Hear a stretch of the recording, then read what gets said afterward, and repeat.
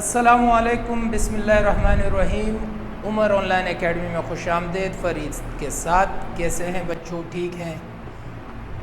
अच्छा बच्चों, आज हम रियल नंबर की प्रॉपर्टीज़ पढ़ेंगे मल्टीप्लिकेशन के लिहाज से। कल लास्ट वीडियो यानी पिछली वीडियो जो हमारे डिस्क्रिप्शन में पड़ी हुई है वो हमने रियल नंबर की वीडियो पढ़ी थी एडिशन के लिहाज से। आज हम विद रिस्पेक्ट टू मल्टीप्लिकेशन के लिहाज से पढ़ेंगे। सही? तो प्यारे बच्चों, सुनते रहिएगा, काम करते रहिएगा और इसको नोट करते रहिए। ये प्रॉपर्टीज़ आपको कॉमन ज़िंदगी में भी काम आएंगी, क्योंकि हमारी जो अगली एक्सरसाइज है 1.2 वो तकरीबन इन प्रॉपर्टीज़ पे मुश्तमिल है और ये सारी प्रॉपर्टीज़ अक्सर MCQs में और क्वेश्चन में भी आती है। तो आइए टाइम ज़ाया किए बगैर हम लोग स्टार्ट लेते हैं। जैसे बोर्ड पे लिखा हुआ है कि properties of a real number with respect to multiplication. सही है? तो पहली प्रॉपर्टी हमारे पास क्लोजर प्रॉपर्टी। तो एक बात याद रखिएगा, हमारे पास एडिशन हो चाहे मल्टीप्लिकेशन हो, दोनों प्रॉपर्टीज़ के नाम सेम होते हैं। सेम प्रॉपर्टीज़ एडिशन में भी यूज़ हो रही है और सेम प्रॉपर्टीज़ आपकी मल्टीप्लिकेशन में भी यूज़ हो रही है। तो पहली प्रॉपर्टी क्लोजर प्रॉपर्टी। जैसे मैंने आपको एडिशन में कहा था कि किसी भी दो रियल नंबर को अगर आप ऐड करते हैं तो उसका आंसर भी रियल नंबर आता है, यही बताया था। तो इसी तरह हमारे पास क्लोजर प्रॉपर्टी अगर विथ रिस्पेक्ट टू मल्टीप्लिकेशन करते हैं तो दो रियल नंबर को जब आप मल्टीप्लाई करते हैं तो उसका आंसर भी रियल नंबर ही आता है हमारे पास। आइए मैं आपको इसकी डेफिनेशन लिखवा दूं। आपने लिख दिया इफ, बल्कि यूं लिख दें if any two real number multiply, सही, is again real number। सही है? जैसे कि हम लिखते हैं, हमारे पास है, अगर मिसाल के तौर पर ए हमारे पास एक रियल नंबर है और दूसरा बी भी हमारे पास एक रियल नंबर है और इसका ताल्लुक हमारे पास किससे है? रियल नंबर से। सही है? तो जब हम इन दोनों को ज़रब करते हैं, मल्टीप्लाई करते हैं, ए मल्टीप्लाई बी, तो इसका ताल्लुक भी रियल नंबर से होगा। समझ में आई? अगर हमारे पास ए एक रियल नंबर है और बी और इसका ताल्लुक भी रियल नंबर से, जब हम इन दोनों को मल्टीप्लाई करते हैं तो इसका आंसर भी हमारे पास रियल नंबर आएगा। अगर हम एग्जाम्पल के एतबार से पढ़ते हैं, अगर हम कोई भी एग्जाम्पल लेते हैं, सपोज कीजिएगा हमारे पास एक नंबर है 5, सही है, और एक नंबर है हमारे पास 4। ये दोनों क्या है? Real number. क्योंकि आप लोगों को खूब पता है कि जितने नंबर हैं सारे के सारे हमारे पास रियल नंबर है, चाहे वो रेशनल हो या इरेशनल हो। तो रियल नंबर के कॉन्सेप्ट को समझने के लिए हमारी पहली वीडियो इस एक्सरसाइज की आप देख लें जो डिस्क्रिप्शन में मौजूद है, और अगर आपको इसका कॉन्सेप्ट क्लियर है तो आगे देखते जाए। तो ये दो नंबर है। अब जब मैं इनको मल्टीप्लाई करने जाता हूं, 5 को मल्टीप्लाई करूंगा, 5 मल्टीप्लाई बाय 4 करूंगा तो इसका आंसर क्या आएगा? 20। तो ये 20 भी क्या होगा? हमारे पास रियल नंबर होगा। तो समझ में आई बात? आता है। इसी तरीके से एक और एग्जांपल अगर हम देखते हैं, अगर हमारे पास एक नंबर है 1/2 और एक नंबर है हमारे पास 3/7, इन दोनों का ताल्लुक भी किससे है? रियल नंबर से। इनको अगर मैं मल्टीप्लाई करने जाता हूं, 1/2 मल्टीप्लाई बाय 3/7, तो ये तो आपको पता है इनोमिनेटर से मल्टीप्लाई होगा, 3 1 जा 3, डिनोमिनेटर से मल्टीप्लाई होगा, 2 7 जा 14। तो ये भी आपके पास बिलोंग किससे करेंगे? Real numbers. तो समझ में आई बेटा क्लोजर प्रॉपर्टी? बस इनमें फर्क क्या है एडिशन और सब्ट्रैक्शन में? एडिशन में यहाँ प्लस का निशान होता है, सब्ट्रैक्शन में यहाँ एडिशन में यहाँ प्लस का निशान होता है, मल्टीप्लिकेशन में यहाँ मल्टीप्लाई का निशान होता है। सही? और मल्टीप्लाई के निशान को आप यूज इससे भी जाहिर कर सकते हैं, तो आप इसमें कंफ्यूज नहीं होना कि आपके पास a डॉट b से भी जाहिर कर सकते हैं, तो यू भी लिख सकते हैं इसको, तो आप कंफ्यूज इससे नहीं होना। यहाँ तक समझ में आ गई? तो ये हमारी कौन सी प्रॉपर्टी थी? Closure property. अब हम जाते हैं नेक्स्ट प्रॉपर्टी। तो अब हम दूसरी प्रॉपर्टी क्या थी? क्लोजर के बाद हमारे पास दूसरी प्रॉपर्टी क्या है? Cumulative property. सही है, विथ रिस्पेक्ट टू मल्टीप्लिकेशन वो चल रहा है, सही है। तो कम्युलेटिव प्रॉपर्टी हमने एडिशन में भी की थी, उसमें क्या था कि अगर हम उनको उनकी जगहों से रिप्लेस कर दें तो तब जवाब पे कोई फर्क नहीं पड़ता। सपोज करें हमारे पास 2 नंबर है, हमारे पास एक नंबर हमारे पास ए है और दूसरा नंबर हमारे पास बी है, सही है। ये दोनों कौन से नंबर हैं? रियल नंबर है, ये आपको पता है, सही। अगर मैं इसको a प्लस बी लिख दूं और दूसरे नंबर को मैं फिर इन दोनों की रिप्लेसमेंट कर दूं, इनकी जगह चेंज कर दूं, यानी कि b प्लस ए लिख दूं, तो इसके आंसर पर कोई फर्क नहीं पड़ेगा। तो ये आपके पास कहलाता है is called cumulative property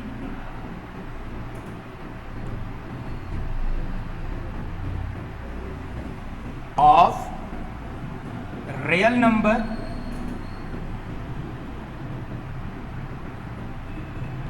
with respect to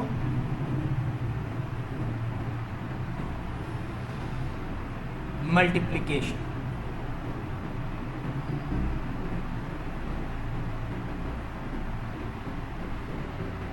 तो समझ में आ गई बात।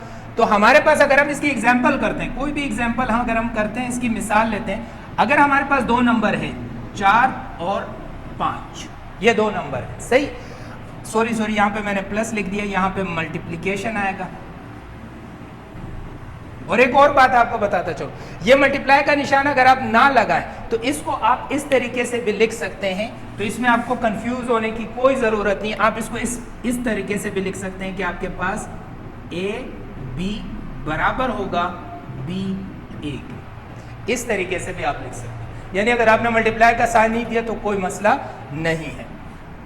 अब एग्जाम्पल के तौर पर हमारे पास 2 नंबर है, सही। एक नंबर हमारे पास 4 है और एक नंबर हमारे पास 5 है, दोनों हमारे पास रियल नंबर है, सही। अब तुम्हारे पास 4 क्या होगा? 4 समझ लो ए है और 5 तुम्हारे पास बी है। इस प्रॉपर्टी में अगर आप लिखते हैं तो 4 मल्टीप्लाई बाय 5, फिर हमने इसकी रिप्लेसमेंट कर दी, 4 की जगह किसको लिख दिया? 5 मल्टीप्लाई बाय 4। तो अब इनको मल्टीप्लाई करो तो 20 इधर भी आंसर आएगा, 20 इधर भी आंसर आएगा। समझ में आई बात? तो ये क्या थी? Cumulative property with respect to multiplication, किसकी? रियल नंबर की। अब हम आते हैं तीसरी प्रॉपर्टी की तरफ। तो तीसरी प्रॉपर्टी क्या है हमारे पास? Associative property. एसोसिएटिव प्रॉपर्टी में हमारे पास 3 नंबर लेते हैं, कम्युलेटिव प्रॉपर्टी में 2 नंबर लेते हैं। तो अगर आपने लिख दिया if there are 3 real number A B and C. कितने नंबर है हमारे पास? अगर हमारे पास 3 रियल नंबर है, कितने? 3 रियल नंबर, तो उसको हम कैसे करेंगे? आपको पता है कि हम क्या लिखते हैं कि a multiply bye b multiply by c बराबर होगा a multiply bye b multiply by c। आपने पहले देखा ब्रैकेट पहले a b के पास था, अब ब्रैकेट कन्वर्ट हो गया, a बाहर आ गया, b को मल्टीप्लाई के साथ c कर दिया, b और c को मल्टीप्लाई कर दिया, इसको ब्रैकेट में लिख दिया। तो इसको आप यूं भी लिख सकते हैं कि आपके पास a b ब्रैकेट c और a ब्रैकेट b c, क्योंकि ये साइन भी मल्टीप्लिकेशन को जाहिर करती है। ब्रैकेट हम इसलिए लगाते हैं कि पहले हम इसको मल्टीप्लाई करेंगे फिर इसके साथ करेंगे, इसी तरह हम पहले इसको मल्टीप्लाई करेंगे फिर इसके साथ करेंगे, सही है। तो ये क्या कहलाता है? इज कॉल्ड एसोसिएटिव प्रॉपर्टी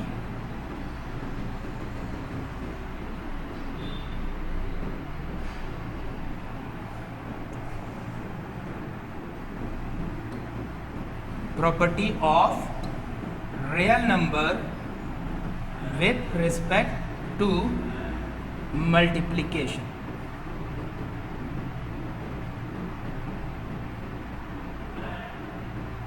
समझ में आई बात यहाँ तक? तो ये इसकी डेफिनेशन हो गई। सेम टू सेम आप अगर आपसे थ्योरेटिकल मैथ में पूछी जाए तो आप ये लिख सकते हो। अब हम इसकी एग्जांपल करते हैं। फॉर एग्जांपल हमारे पास तीनों नंबर हमारे पास है 2 7 9, ये 3 नंबर है हमारे पास रियल नंबर। अब हम इसमें रखकर देखते हैं कि ये हल कैसे करते हैं। सही है बेटा। अब यहाँ देखिए एसोसिएटिव प्रॉपर्टी लगा रहे, यूँ समझ लें 2 आपके पास ए है, 7 आपके पास बी है और 9 आपके पास सी है। तो पहले ए बी मल्टीप्लाई होगा तो क्या होगा 2 मल्टीप्लाई बाई 7 मल्टीप्लाई बाई 9, फिर क्या होगा 2 बाहर आ जाएगा मल्टीप्लाई 7 मल्टीप्लाई बाई 9। आपके जहन में सवाल आ रहा होगा कि सर ने यहाँ पर ए बी में मल्टीप्लाई का निशान नहीं लगाया, यहाँ पे लगा, क्योंकि अगर मैं यहाँ ना लगाऊंगा, यहाँ पे मैं डायरेक्ट 2 7 लिखूंगा तो उसको तब मतलब क्या हो जाएगा 27। तो इसीलिए नंबर्स में आपको साइन लिखाना ज़रूरी होता है, ये बात याद रखिएगा। अब आगे देखें बेटा, 2 को किससे 7 से मल्टीप्लाई करेंगे, क्या आंसर आएगा 14, इसको मल्टीप्लाई 9 से करेंगे। सही, इसी तरह 2 बाहर ऐसे ही रहेगा, 7 को मल्टीप्लाई किससे करेंगे 9 से, तो 7 का टेबल आप पढ़ सकते हैं। सही है, तकरीबन आपके पास आएगा 7 1 7 7 7 56 63। यहां तक बात समझ में आ गई। अब हमारे पास 9 को 14 से मल्टीप्लाई करेंगे, 9 को 14 से करते हैं,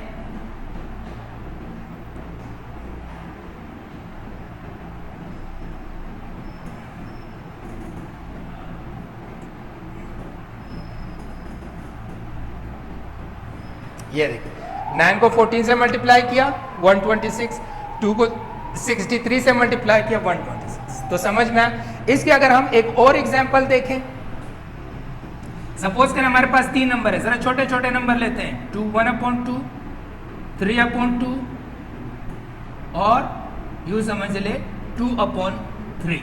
सही, इसी प्रॉपर्टी में हम इसको रखते हैं।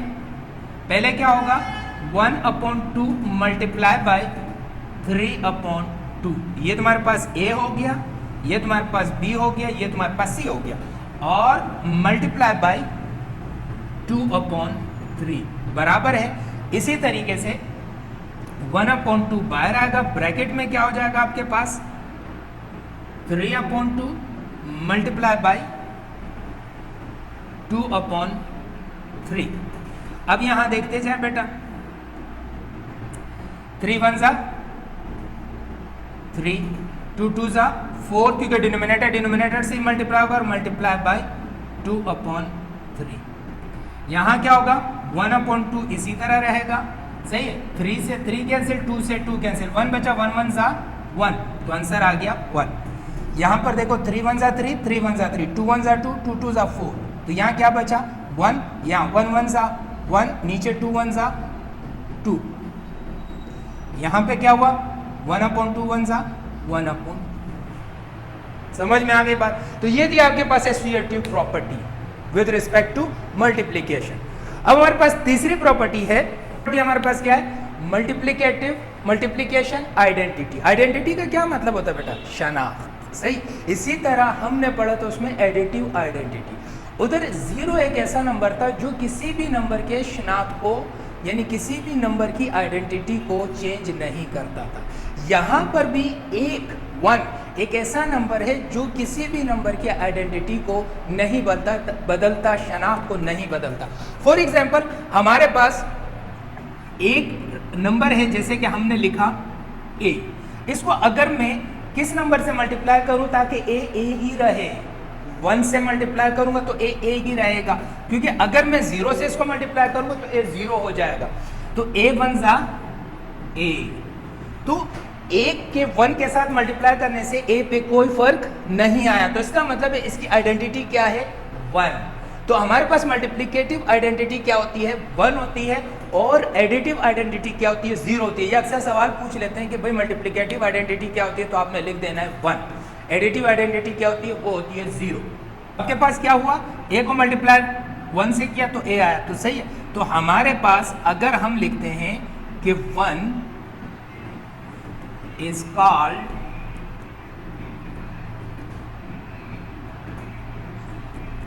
multiplicative identity,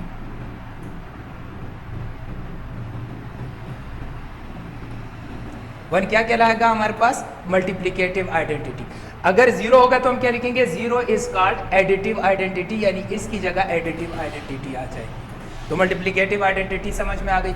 अब आप किसी भी नंबर को, एग्जाम्पल के तौर पर आप समझ लें, किसी भी नंबर को आप समझ लें, आपने लिया 10, एक नंबर लिया, किससे ताल्लुक रहा? रियल नंबर से, सही। किसी इस 10 को अगर आप मल्टीप्लाई 1 से करेंगे तो ये 10 ही रहेगा। आप ले लें 9 या 7 ले लें, इसको मल्टीप्लाई 1 से करें तो इसका 7 ही आएगा। तो ये एक ऐसा नंबर है जिसको हम क्या कहते हैं कि ये मल्टीप्लिकेटिव आइडेंटिटी है, सही है। तो अगली हमारे पास जो प्रॉपर्टी है वो क्या है? चौथी प्रॉपर्टी हमारे पास मल्टीप्लिकेटिव इनवर्स, सही है। मल्टीप्लिकेटिव इनवर्स क्या होता है? देखो, कोई भी आप नंबर ले लो तो उसका उलट कोई होता है। इनवर्स का मतलब उसका उलट कोई होता है। मिसाल के तौर पर मेरे पास एक नंबर है a, सही है। तो इसका जो इनवर्स होगा, अगर मैं इसका इनवर्स नंबर लिखता हूं तो a का इनवर्स क्या होगा? 1/a होगा। इसी तरह अगर 1/a मेरे पास एक नंबर है तो इसका इनवर्स क्या होगा? a होगा, सही। ये 1/a भी हो सकता है और इसको हम यूं भी लिख सकते हैं कि a की पावर -1। क्यों? क्योंकि हमारे पास यहां पर a की पावर क्या है? +1, क्योंकि प्लस हम लिखते नहीं है और 1 की पावर भी हम नहीं लिखते, लेकिन a की पावर -1 हम लिखते हैं। तो इसी तरह a का इनवर्स क्या होगा? 1/a, और 1/a का इनवर्स क्या होगा? a। तो अब आप सोचते रहे कि जितने नंबर होंगे उसका इनवर्स क्या होगा। अगर आप मिसाल के तौर पर लिखते हैं 3, तो 3 का इनवर्स क्या होगा आपके पास? 3 का इनवर्स होगा 1/3। मैंने आपसे कहा 1/4, इसका इनवर्स क्या होगा? 4 होगा, सही। एक तो ये बात आपको समझ में आ गई, लेकिन दूसरी बात मैं आपको जो समझाने जा रहा हूं, जो दो नंबर एक दूसरे के इनवर्स है उनको जब आप मल्टीप्लाई करोगे तो उसका आंसर 1 आएगा। जैसे मिसाल के तौर पर अगर मैं a को मल्टीप्लाई करने जाता हूं 1/a से, सही है, तो a मल्टीप्लाई होगा 1 से, क्योंकि a के नीचे क्या है? 1, क्योंकि कुछ ना लिखा हो तो इसके डिनोमिनेटर में 1 होगा, और यहाँ डिनोमिनेटर में क्या है? 1 के डिनोमिनेटर में क्या है? a। तो आपके पास a1 ज़ा a हो जाएगा, a1 ज़ा a, मल्टीप्लाई करेंगे 1 आएगा। इसी तरह इसको करें 3 मल्टीप्लाई बाय 1/3, सही है, डायरेक्ट काट भी सकते हैं, 3 से 3 कटा, 1 ज़ा 1। इसी तरह 1/4 मल्टीप्लाई बाय 4 से 4 कटा, क्या आंसर आया? 1। तो इनवर्स में ये होता है। एडिटिव इनवर्स में क्या होता था कि दो नंबरों को हम जब ऐड करते थे तो उसका आंसर 0 आता था। तो मल्टीप्लिकेटिव इनवर्स में हमारे पास आंसर क्या आएगा? 1 आएगा।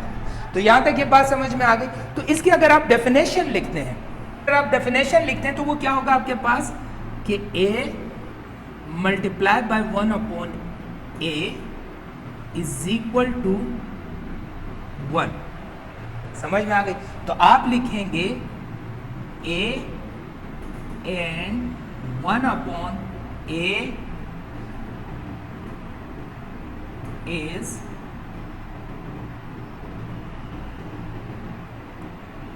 multiplicative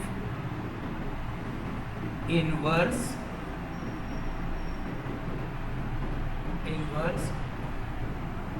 of each other, यानी a और 1/a एक दूसरे के मल्टीप्लिकेटिव इनवर्स है। अगर आप इसको उल्टा करें तो आप यहाँ u भी लिख सकते हैं, इसकी जगह u लिख सकते हैं कि 1/a, और देखो दोनों लिख सकते हैं, या यहाँ पर आप a लिख सकते हैं, तो कोई फर्क इससे नहीं पड़ेगा। तो इस तरह हमारी तकरीबन चारों प्रॉपर्टी, तकरीबन हमारी जो मल्टीप्लिकेटिव जो रियल नंबर की मल्टीप्लिकेटिव प्रॉपर्टीज थी वो तमाम की तमाम मैंने आपको करा दी है। सिर्फ एक प्रॉपर्टी रह गई है जो इंशाल्लाह नेक्स्ट वीडियो में कराऊंगा, वो है डिस्ट्रीब्यूटिव प्रॉपर्टी। वो डिस्ट्रीब्यूटिव प्रॉपर्टी, क्योंकि मैं एडिशन और मल्टीप्लिकेशन, अब जब आप एडिशन वाली वीडियो देखोगे और मल्टीप्लिकेशन वाली वीडियो देखोगे तो आपको याद रखना आसान हो जाएगा। इसके बाद हम डिस्ट्रीब्यूटिव प्रॉपर्टी करते हैं, क्योंकि डिस्ट्रीब्यूटिव प्रॉपर्टी में ये याद रखना, सिर्फ आपको हिंट्स दे रहा हूँ, उसमें मल्टीप्लिकेशन और एडिशन दोनों एक वक्त आते हैं और उसको ज़रा लंबा करके हम आपको समझाएंगे। उसके बाद अगली हमारे पास कुछ और प्रॉपर्टीज़ रह गई है इनिक्विटी की, तो वो आपको कराएंगे इंशाल्लाह ताला। फिर जब ये हमारी 3 वीडियो कंप्लीट होगी तो हम एक्सरसाइज 1.1 की तरफ 1.2 की तरफ जाएंगे। तो प्यारे बच्चों, आपने क्या करना है, आपने प्रैक्टिस करनी है, सही है। और अगर आपको वीडियो समझ में आ गई तो आपने इसको आगे शेयर करना है, लाइक करना है। जितना शेयर और लाइक करेंगे और आगे भी बंदों को बताते जाएं, अपने स्टूडेंट को, उन स्टूडेंट को बताएं जिनकी रीच ट्यूशन्स तक नहीं हो सकती या जिनकी इतनी रीच नहीं है कि वो ट्यूशन की फ़ी दे सकें। तो उमर ऑनलाइन एकेडमी को लाइक भी करें, सब्सक्राइब भी करें और शेयर करें। अल्लाह हाफिज़।